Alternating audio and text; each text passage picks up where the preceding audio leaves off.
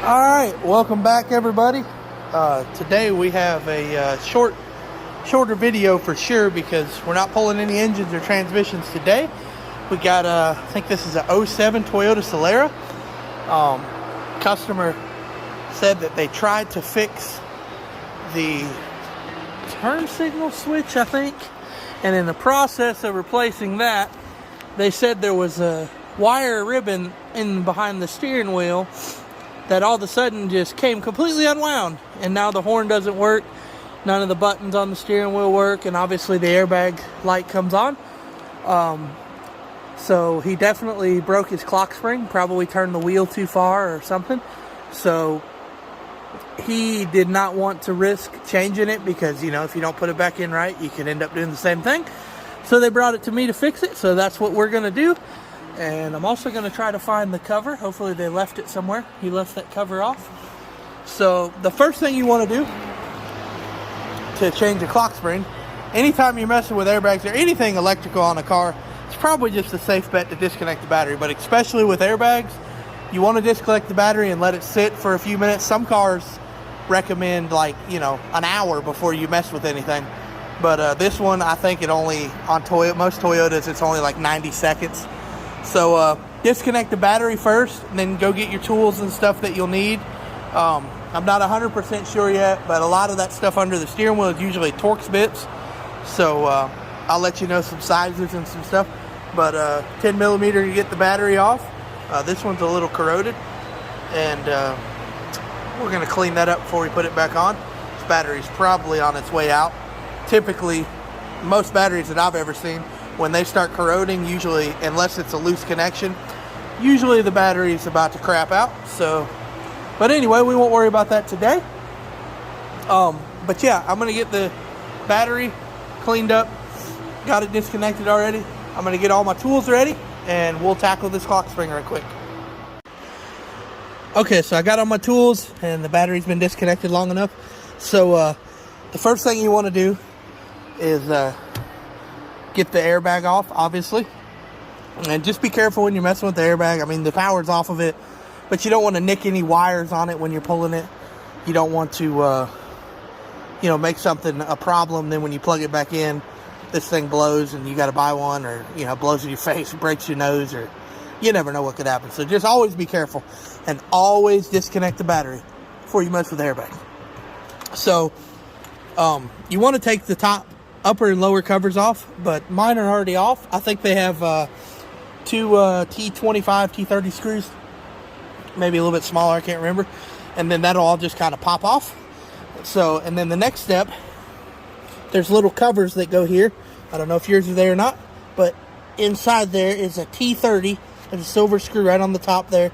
There's two T30 screws on each side. I don't know if you can see that one, but you want to remove those, and then this airbag will pop off, and just set it to the side for now. So I'm going to get that off right quick. All right, so the next step is going to be, you want to disconnect this connector for the some type of steering sensor.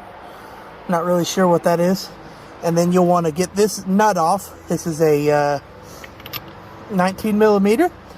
And there was also, I only had this wire hooked to the bottom of the airbag, but there's two other wires that are missing. So apparently the customer hasn't told me that they've disconnected the airbag. And it could have been that the clock spring had a connector. I'm not sure. I haven't looked at the new clock spring yet. And there was also this connector just sitting here. I'm gonna figure it out once I get it all pulled off. I just got to see what I'm working with here first. So I'm gonna get this nut off. And sometimes you get lucky and these steering wheels will just kind of slide out of here. But if not, they make a steering wheel puller. Obviously that's what these are for. And I'll show that to you. I'm gonna see if it'll come out, but if not, I'll be right back with the puller. All right, so this is the steering wheel puller. This is my whole kit. Don't mind them bent bolts. I used it for something that it wasn't intended for. So your kit may look a little different than mine, but you can rent one at parts store, buy one at Harbor Freight or wherever, Northern Tool. And so basically you find the bolt that fits into those two bolts that fit in the hole. And then it's got this bracket and this driving screw right here. You get it centered with the shaft, the stud that's coming out. And then you Should probably use something bigger than a 1/4 inch, but that's what I got sitting here right now. It's 13 millimeter on mine. And then you just turn. That one broke right free.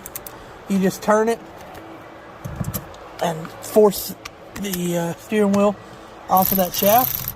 Now you want to make sure, I'm not 100% on these, but you want to make sure that your steering wheel is pretty straight when you take it off. That way, when you go to put this thing back on, you don't put it back on crooked, because some steering wheels can definitely come off crooked or go back on crooked. Then you have a whole nother set of problems that you're chasing. So once you get that puller off of there, just set the steering wheel to the side, and let's see. I don't see any differences. So yeah, it definitely looks like it could go. Yeah, it can go on here anyway, guys. So definitely make sure you have your steering wheel straight in the front. Make sure your wheels are straight. And another good idea might be to take you a little marker pen. I'll go ahead and do it. And just mark you a spot on the threads and where you have the, take the steering wheel off. That way you know for sure you get it right. That way you don't screw that up. And then you pull that off. I'm gonna set it back here for now. And then now, what we got here is your clock spring. This is what's left of the clock spring. The new clock spring looks like this. Give me 1 second. This is the new clock spring. It's got the wires coming out of it, which are, I believe it faces this way. I could be wrong, but I'm thinking it goes something like that, if I'm not mistaken. So those are there's the wires for the that were missing off the airbag, and then that's the missing connector right there. There was actually 2 missing connectors. So now, to get this clock spring off, if I'm not mistaken, you just pull these tabs. This one was kind of loose. Obviously, if you're taking one off that still has everything in it, you'll have to deal with wires and stuff. So, but it's just got locking tabs on the back end of this that will lock in place. And hopefully he didn't break anything on here. I think that's part of the clock spring. Yes, it is. So that piece came out. So now we got the new clock spring, and you want to put it in straight, obviously. You want to put it in the way it's going to go, and it just kind of slides in and locks in to place there. And there you go. Don't let this thing spin. Don't spin the wheel. Don't do nothing crazy. Just do it just like that. And now we are ready to fish this steering wheel back on. Alright, so before I do the steering wheel, guys, obviously I forgot a couple things. Got too much in a hurry. It says to make sure to spin this. I've already done it a few times. See, there's 2 arrows right there. It says to spin it, you know, 1 rotation that way and 1 rotation that way. Do not go more than a couple turns, because, you know, if you spin it too far, then it's going to go past its position and it's going to break. So, and then you obviously want to connect these wires back. He had them disconnected. The yellow one's obviously the airbag. The other one is for probably the horn and all the other controls. So once you get that and make sure everything's aligned properly, then you can put the steering wheel on. And the steering wheel consists of just putting these wires. I'm pretty sure they go through the top. And obviously, you want to try not to turn this if you can help it. And it's kind of hard with one hand. I'm going to get the steering wheel on, and I'm going to fish these wires through, and then I'll be right back. Alright, so I got the steering wheel on. Sorry, it was hard to do that with one hand. So there's also a white pin. I think I stuck it in my pocket. You want to get this out of here. It's like a locking pin for the shaft. You won't be able to put the steering wheel on without removing it. So get that off. And then these 2 connectors obviously go right here. That's where they went. And if you unplug that, plug that back in. These are your airbag, obviously. You got the ground, I assume, and then 2 activation type wires. So Now we're going to go ahead and torque that nut down that we took off. You don't need a tool for this anymore. You just run it down with your impact or whatever you got, and then obviously you're going to want to torque it. Sorry, I had to set the camera down for a second. I'm just going to spin it down right quick, and then we'll torque it to 37 foot-pounds. That might already be at 37. So I got that nut tight, so we're going to stick that on there. Bring out the good old torque wrench, and make sure you're on foot-pounds and go to 37, which with this long extension, I'm just going to go to 40. A few extra pounds won't really hurt anything. Never had it hurt. So I'm going to have to hold the steering wheel while I torque this, but torque this down to 40 pounds. Alright, got that to 40 foot-pounds. Now we are ready for the airbag.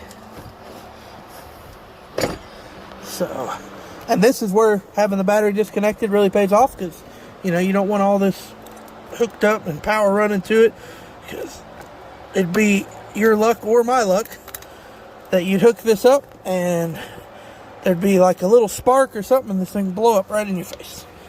So you just plug it. It's color coordinated. Orange goes there, black goes here. Then you want to tuck this stuff in and just gently place this back in its spot. I'm going to get that set in, and then you just tighten those torque screws. I couldn't find the torque specs, so just get them good and snug, and I'll be right back. Alright, I got those torque screws on. At this point, if you have the top and bottom cover, which I do not see, I'm going to check in the trunk, but if you have that, put the top and bottom cover on, and then at this point, you know, clean your tools up, hook the battery up. I'm going to clean that corrosion up. I haven't yet. And we'll test this thing out. I'm going to get everything cleaned up, and then we'll test it out and make sure everything works. Alright, I got the engine powered up. Now it's a good time to turn this. Obviously, make sure you don't hear no clicking from the Clockspring, and get it straight. And looky there, the horn works. Check all the other stuff. Yep, that stuff works. Yep, we are all good. So I haven't found the cover yet, but obviously you want to get that cover on. But other than that, you are good. And that is how you change a Clockspring out on a 07 Toyota Solara. Thank you for watching my video. If you have any questions or comments about this video, please feel free to shoot me a comment. Please subscribe to my page if you haven't, and hit the notification button so you can get more notifications about any future videos. Thank you so much, and God bless.